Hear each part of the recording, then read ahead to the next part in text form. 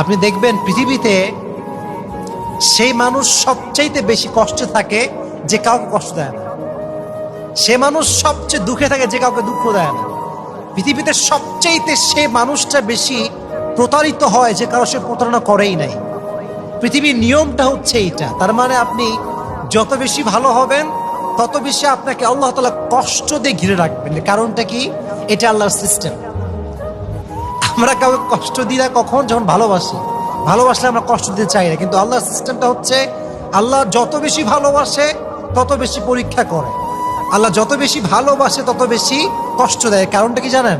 কারণ আল্লাহ আপনাকে জান্নাত দিতে চায়। সুবহানাল্লাহ পড়েন।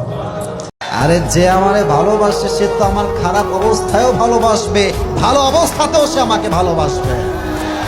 আর যে আমাকে আজকে আমার অবস্থান দেখে ছেড়ে যাবে, ও আমাকে ভালোবাসে, আমার অবস্থানকে ভালোবেসেছে। আর যে আমাকে আজকে দুঃসময়ে হাত ছেড়েছে, এটা প্রমাণ সে কখনোই আমার যোগ্য ছিল না। আজকে পবিত্র জুমার দিন, আর মাত্র কয়েকদিন করব ছেড়ে থাকবো রোজা, কমবে আমাদের পাপের বোঝা। আলহামদুলিল্লাহ, সবাইকে জুম্মা মোবারক।